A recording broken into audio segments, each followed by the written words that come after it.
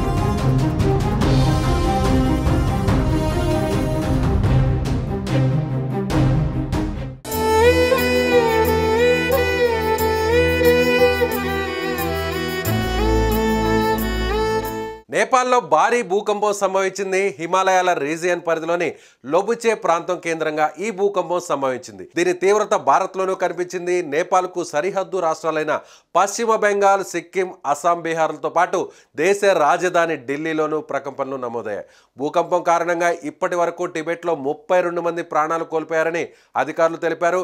భారీగా ఆస్తి నష్టం కూడా సంభవించింది.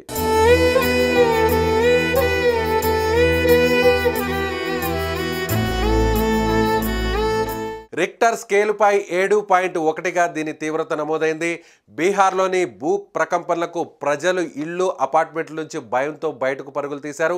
భారత కాలమానం ప్రకారం ఈ తెల్లవారుజామున 6:35 భూకంపం సంభవించినట్లు యునైటెడ్ స్టేట్స్ జియాలజికల్ సర్వే వెల్లడించింది. లొబుచేకు ఈశాన్య దిశగా 93 కిలోమీటర్ల దూరంలో ఉన్న ప్రాంతాన్ని భూకంపం కేంద్రంగా గుర్తించారు.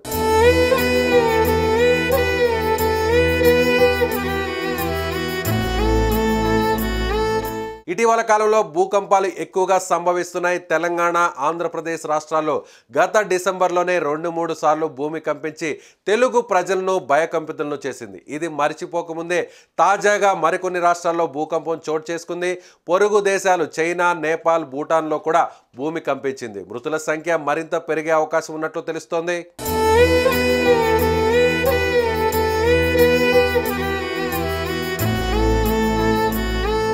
చైనాలోని పర్వత ప్రాంతాల్లో ఇవాళ ఉదయం 6:35 భూమి కంపించింది.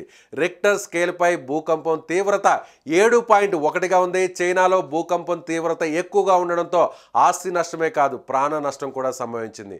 మిగతా దేశాల్లో కేవలం భూమి కంపించింది, ఎలాంటి ప్రాణ నష్టం జరగలేదు. టిబెట్లో రెండో అతిపెద్ద నగరమైన పిజాంగ్లో 10 కిలోమీటర్ల లోతులో భూకంపం కేంద్రంగా ఉన్నట్లు నేషనల్ సెంటర్ ఫర్ సిస్మోలజీ తెలిపింది.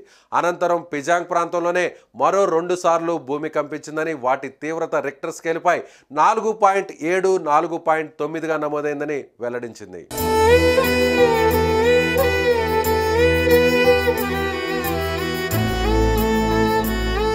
టిబెట్లోని పిగెట్స్ పట్టణంలో గత 5 ఏళ్లలో 29 సార్లు భూకంపం వచ్చింది. ఇవన్నీ 3 లేదా అంతకంటే ఎక్కువ తీవ్రతతో కూడుకున్నవని, 200 కిలోమీటర్ల లోతులో ఈ భూ ప్రకంపనలు చోటు చేసుకున్నాయని అధికారులు వెల్లడించారు. అయితే ఈరోజు ఉదయం సంభవించిన భూకంపంతో పోల్చితే ఇవన్నీ చాలా చిన్నవని చెబుతున్నారు.